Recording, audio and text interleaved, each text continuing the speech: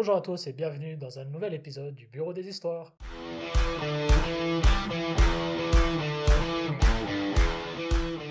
Et comme d'habitude, on va se lire deux petites histoires Reddit. Yes! Et pour pas changer, c'est moi qui commence! Yeah.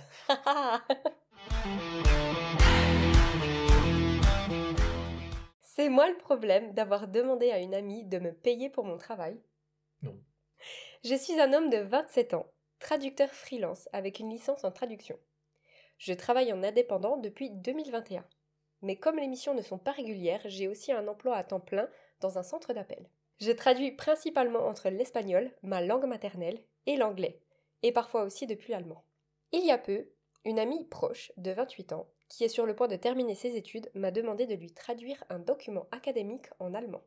Une thèse de master suisse de 110 pages en espagnol, pour pouvoir l'utiliser comme source principale dans ses recherches. Ah ouais. 110 pages. En plus, un document académique, ça doit être Ah ouais, ça doit un être vocabulaire, mon Dieu. Elle ne parle pas allemand, et ce texte est super important pour son mémoire, alors j'ai accepté de l'aider. Elle ne m'a pas demandé combien je facturais, elle a juste envoyé le document direct. Je sais qu'elle a eu des soucis financiers récemment, donc j'ai laissé couler, et j'ai commencé à bosser dessus. C'est un travail immense, fatigant et ultra chronophage. Mais j'avais vraiment envie de l'aider à obtenir son diplôme. Sauf que, ça c'était jusqu'à il y a quelques jours. Elle m'a envoyé un message pour savoir où j'en étais dans la traduction, puis elle m'a demandé tranquillement si je pouvais lui traduire un deuxième document, cette fois-ci 40 pages, toujours en allemand, toujours académique. Je lui ai dit que j'étais partant, mais que cette fois, il fallait que je sois payée. Je suis déjà débordée entre mon boulot principal et mes clients freelance, et je ne peux pas continuer à faire autant de travail gratuitement. Surtout que c'est littéralement mon métier. Et là, elle s'est énervée. Elle m'a traité de radin, d'égoïste, et j'en passe. Depuis, elle ne me parle plus. Du coup, je suis paumée. Je veux vraiment qu'elle finisse ses études et je comprends qu'elle essaye d'économiser. Elle a eu de grosses dépenses cette année. Mais moi non plus, je roule pas sur l'or. Je vis toujours chez ma mère, j'essaye d'économiser pour déménager, je bosse 9 heures par jour et je fais des traductions à côté. Quand je prends un projet gratuit aussi énorme, je perds potentiellement des clients payants parce que je n'ai plus de temps. C'est juste pas viable. Alors, c'est moi le problème ? Pas du tout, non. Non, monsieur, c'est pas toi le problème là. Malheureusement, il faut choisir ses amis. Et le problème, c'est que sa copine là, elle a pas trop d'argent. Il veut lui faire une fleur de traduire euh, ce document qui a, comme on l'a dit, est conséquent. Ouais. Dans ce cas-là, t'as pas d'argent, ok, mais invite-le à manger, fais une contrepartie. Tu dis, écoute, j'ai pas d'argent pour payer, est-ce que tu peux m'aider? Mais en contrepartie, je sais pas, je t'aide à faire telle chose, je t'amène manger ici de temps en temps, ou tu peux venir prendre mon appart quand je suis pas là, ou je sais pas, des idées comme ça pour compenser en fait son travail. Bien, en tout cas, t'en parles. Oui, Tu donnes pas juste ton travail et puis tu te dis, c'est normal que ça soit gratuit, quoi. Mais c'est vrai que je pense que tu peux trouver des compromis. Mais c'est vrai que là, elle lui a donné son truc, elle en a rien parlé. Comme si au final, c'était tellement normal qu'il le fasse gratos. ouais, moi je pense qu'elle doit être habituée à avoir des gens qui, des amitiés comme ça où elle profite un peu, Ouais. et du coup elle s'est dit, ah bah ouais, merci. Ouais, bien en plus, c'est son travail. Donc littéralement, c'est comme ça qu'il gagne sa vie. Donc tu peux pas tout d'un coup arriver et puis dire, ah bah pour moi, tu sais gratos, hein. Non, c'est un de ses jobs, parce Oui, qu'il gagne grâce à l'autre travail de 9 heures, et après il fait ça à côté. Mais quoi qu'il en soit, de toute façon, c'est comme dans toute situation, les bons comptes font les bons amis. oui. Donc pour tout travail, il faut payer quoi.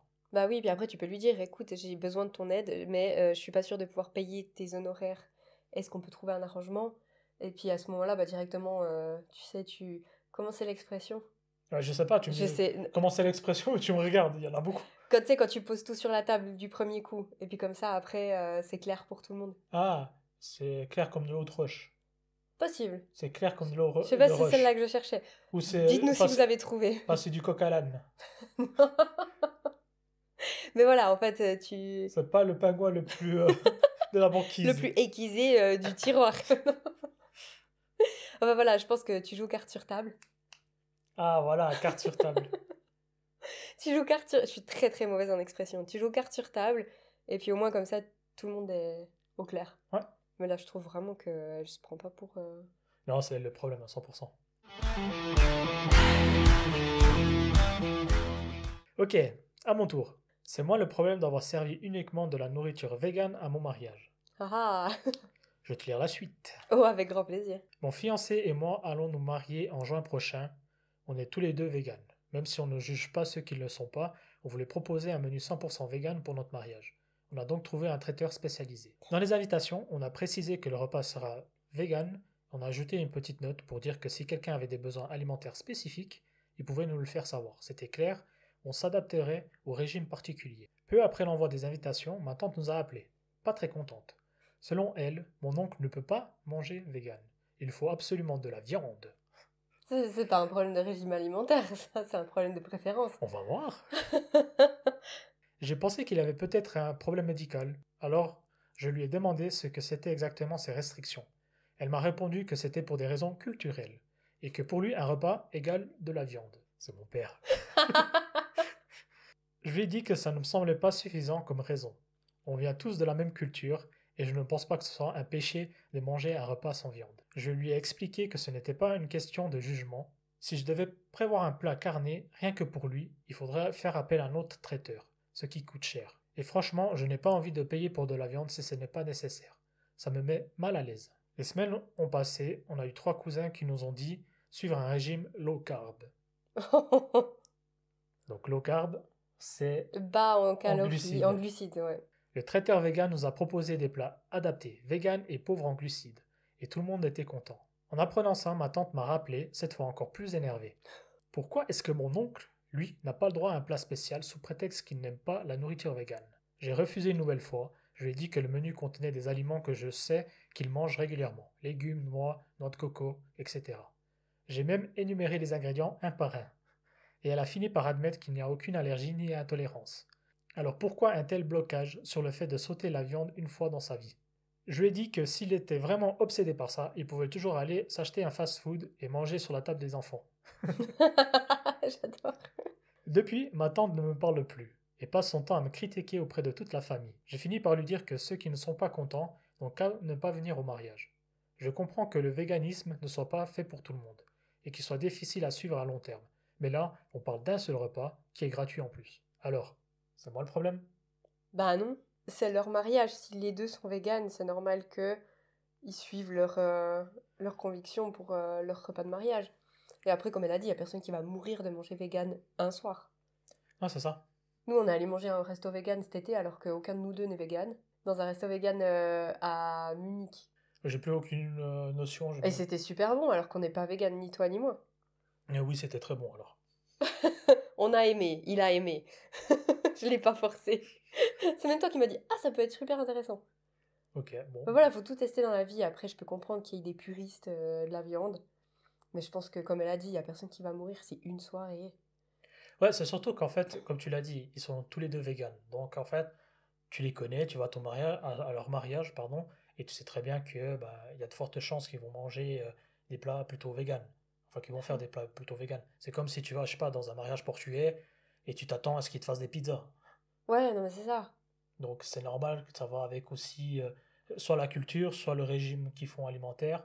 Donc comme elle a très bien dit, c'est un repas, une soirée, c'est pas non plus la fin du monde. T'as un petit peu faim, ou sinon il va prendre un fast-food et puis il va Et à voilà, la table table des des enfants. enfants, il a une solution. Il a une solution. Non, et en plus, tu peux être super étonné en fait de manger des choses qui sont pas dans tes habitudes. Ouais. Je trouve ça hyper intéressant. Après, juste le petit bémol pour l'ancien coach sportif que je suis, c'est quand t'as pas l'habitude de manger des produits, on va dire, végétaux plutôt, bah, au niveau de la digestion, les premiers repas sont des fois compliqués. Surtout si t'as l'habitude de manger beaucoup de viande. Oui, après, c'est surtout parce qu'il remplace par des pois chiches, des choses comme ça Ah qui ouais. sont peut-être un peu plus dures à digérer. Mais bon, je pense de toute façon, ils vont tous boire assez d'alcool pour même pas s'en rendre compte, donc Mais est-ce que l'alcool va être vegan? si, tu peux. Bah, c'est du raisin en fait, techniquement, donc. Non, c'était juste une question, hein. Et puis après, encore une fois, t'es pas obligé d'y aller. C'est ça. Si vraiment c'est contre tes convictions de manger vegan un soir, vas-y pas. Tu réponds non sur l'invitation et puis tu y vas pas. Ouais. En plus là, t'as tout intérêt à pas y aller parce qu'elle est en train d'aller blabla, blablabla vers toute la famille comme quoi elle est pas contente et tout. Moi je lui aurais dit, bah tu sais quoi, t'as même pas besoin de venir. Non, et je comprends pas en fait toute cette guerre entre les personnes véganes, les personnes carnivores. C'est quoi cette guerre finalement pour de la nourriture, quoi? Moi ça Non me mais rend c'est fou. ça. Tu sais, tu peux respecter chacun et puis bah là c'est à eux de faire un peu un effort pour manger vegan. Alors après, les véganes font pas forcément d'efforts pour manger de la viande, mais C'est vrai. Mais après, ils peuvent manger le riz, à ils la peuvent limite. manger plein d'autres trucs. Mais je pense que s'ils avaient été invités à un mariage où les personnes... Après, c'est plus facile quand même pour les traiteurs qui font de tout de faire un plat végétarien ou vegan que pour un traiteur spécialisé vegan d'incorporer de la viande dedans. Parce qu'à chaque mariage, si t'en as des qui mangent pas de viande, t'as un plat végétarien. C'est vrai. Mais du coup, ça amène aussi l'autre question. Pourquoi ils ont pris quelqu'un qui faisait un menu 100% végétarien et ils n'ont pas fait non plus quelqu'un qui avait une option peut-être poisson ou s'il veut pas vraiment de la viande. Parce que comme tu le dis si bien, c'est quand tu vas dans un mariage, on va dire standard, il y a quelqu'un qui est vegan, bah, ils lui font un plat, on va dire typique pour aller avec leur régime. Mais en contrepartie, quelqu'un qui est carnivore qui va dans ce mariage-là, bah, eux, ils font pas non plus l'effort de faire proposer quelque chose pour cet oncle-là, parce qu'il pourrait le proposer, je sais pas, des œufs ou des choses comme ça. Oui, mais après, en fait, si tu veux, manger de la viande, c'est pas une conviction. Tu manges de la viande par habitude. Et si t'en manges pas, tu vas pas en mourir. Ça Alors, va pas contre tes convictions. Mais quand t'es vegan, tu décides de plus manger de la viande parce que le bonheur des animaux compte plus. Et à ce moment-là, si sous ton nez, à ton mariage, on commence à servir des steaks, c'est dérangeant, tu vois. oui et non, parce qu'il y en a des qui font des régimes carnivores pour des raisons sportives ou d'autres raisons, même pour des raisons de santé. Et du coup, là, tu peux pas non plus dire que c'est juste une conviction. C'est pour un but précis. Il y en a des qui mangent aussi que des produits végétaux parce que c'est aussi un problème de santé. Aussi, oui. Là, Donc, ça a l'air d'être plus des convictions. oui, là, c'est plus parce Mais qu'il veut manger de la viande. Mais voilà, c'était le petit oui, truc que je oui. trouve un peu fun de la chose, ces petites guéguerres de nourriture. Vraiment. Mais non, pour moi, c'est pas eu le problème. Ok? Bah, dites-nous en commentaire pour vous, c'est qui les problèmes des deux histoires. Et puis, on vous rappelle encore une fois, euh, en description de la vidéo, vous avez notre super formulaire pour que vous puissiez nous raconter vos histoires et qu'on puisse juger si c'est vous ou pas le problème. Voilà, donc n'hésitez pas, ça nous fera trop plaisir de lire vos histoires inédites. Yes? On y va comme ça? Yes! Allez, bye bye! Bye!